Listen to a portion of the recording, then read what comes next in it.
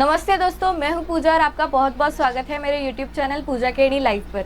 यह है हमारे 7 day challenge of learning new thing, जिसका टॉपिक है इंडेक्स फंड का 6th पार्ट। तो इसके पहले वाले वीडियोस आप ऊपर आई बटन पर चेक कर सकते हैं या फिर मैं नीचे डिस्क्रिप्शन बॉक्स में भी लिंक दे दूंगी। तो इस वीडियो में हम बात करेंगे कि इंडेक्स फंड में इन्वेस्ट करने के बाद हमारे ऊपर कौन सी टैक्स लायबिलिटीज आती है at the period of maturity. तो अगर आपको टैक्स रिलेटेड इन्फॉर्मेशन चाहिए, साथ ही अगर इन फ्यूचर टैक्स रिलेटेड कोई चेंजेस आए तो ये वीडियो अप्लीकेबल नहीं होगा, इसलिए आपको मेरे चैनल को सब्सक्राइब करना होगा, इस वीडियो को लाइक करना होगा और बेल आइकन को क्लिक करना होगा, जिससे आपको लेटेस्ट इन्फॉर्मेशन तुरंत मिल जाएगी। So without any further ado, let's get started with taxation of index fund investment। तो दोस्तों, टैक्सेशन में एक कंसेप्ट है जिसका नाम है कैपिटल गेन्स, जो हमें इक्विटी और इक्विटी ओरिएंटेड म्यूचुअल फंड से इनकम होती है, यानी जब हम मैच्योरिटी पीरियड पर उसे सेल ऑफ करते हैं और उससे हमें जो प्रॉफिट होता है उसे हम कैपिटल गेन्स कहते हैं। इस कैपिटल गेन्स की जो टैक्स कंप्यूटेशन होती है वो कुछ अलग सी है, तो उसे हम एक स्ट्रक्चर के फॉर्मेट में समझने की कोशिश करते हैं। तो कैपिटल गेन्स में टैक्स लायबिलिटी की कंप्यूटेशन करने के लिए हमें 3 चीज़ों की ज़रूरत होगी और उन्हीं के ऊपर हमें ध्यान देना पड़ेगा। पहला तो है होल्डिंग पीरियड। जब तक आप उस सिक्योरिटी को सेल ऑफ नहीं कर देते हैं, उसी पीरियड को हम होल्डिंग पीरियड कहेंगे। अगर आपका holding period less than 12 months है तो वो उसका रिटेंशन पीरियड शॉर्ट टर्म कहलाता है, और अगर आपका holding period more than 12 months है तो उसका रिटेंशन पीरियड लॉन्ग टर्म कहलाता है, और उसी के बेसिस पर एप्लीकेबल टैक्स रेट के बारे में हमें जानने को मिलेगा। अभी बात करते हैं कि टैक्स रेट का क्या मामला है। होल्डिंग पीरियड यानी रिटेंशन पीरियड के बेसिस पर हम उस इन्वेस्टमेंट को शॉर्ट टर्म और लॉन्ग टर्म में क्लासिफाई कर सकते हैं। अभी हम समझते हैं कि अगर हमें शॉर्ट टर्म में कैपिटल गेन हुआ तो हमें कौन सा टैक्स भरना पड़ेगा, उसका कितना % होगा।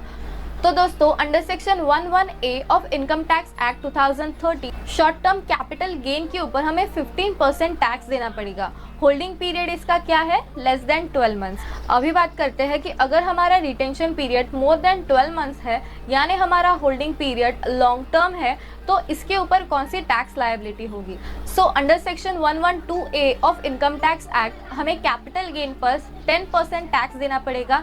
यहाँ पर एक हमें छूट मिल जाती है, जब हमारा इनकम 1 लाख से ज़्यादा होगा तभी हमें इसके ऊपर टैक्स देना पड़ेगा, नहीं तो नहीं देना पड़ेगा। यानी 1 लाख तक की कैपिटल गेन पर हमें कोई टैक्स नहीं भरना है, एग्जेम्प्ट है 1 लाख तक की अमाउंट। साथ ही यहाँ पर हमें इंडेक्सेशन का बेनिफिट नहीं मिलता है।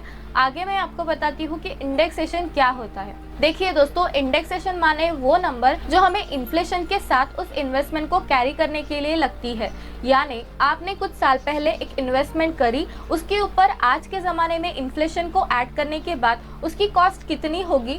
यानी अगर आपने 5 साल पहले 100 रुपीज़ तक की इन्वेस्टमेंट की थी और उसको रिडीम करने के बाद आपको अभी उसका इनकम हुआ है 200 रुपीज़, और उस अमाउंट को कैरी करते करते इन्फ्लेशन ऐड करते करते इंडेक्सेशन अमाउंट होती है 160 रुपीज़, तो आपका जो कैपिटल गेन है वो 200 माइनस 160 यानी 40 रुपीज़ पर कैलकुलेट किया जाएगा।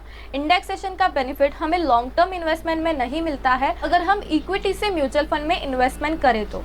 आई होप आपको समझ में आया होगा इंडेक्स फंड पर किस तरह से टैक्स लायबिलिटी कंप्यूट की जाती है, क्योंकि इंडेक्स फंड में ज़्यादा करके इक्विटी पर फोकस किया जाता है, और इक्विटी ओरिएंटेड म्यूचुअल फंड की डेफिनेशन ऐसी है कि यहाँ पर 60% तक इक्विटी में यानी शेयर्स में निवेश किया जाता है। तो ऑफ कोर्स इंडेक्स फंड में सारे पैसे शेयर्स पर ही लगते हैं, शेयर मार्केट पर कोई दूसरे ऑप्शंस को इंक्लूड नहीं किया जाता है। इसीलिए हमें इक्विटी और इक्विटी ओरिएंटेड म्यूचुअल फंड की तरह ही इसे ट्रीट करना होगा। आने वाले पार्ट में हम लोग बात करेंगे कि इंडेक्स फंड के ऊपर बाकी लोगों के क्या ओपिनियंस है, बड़े बड़े इन्वेस्टर्स के क्या ओपिनियंस है, इंडिया में जो फाइनेंस सेक्टर्स में लोग हैं उनके क्या ओपिनियंस है इंडेक्स फंड को लेकर।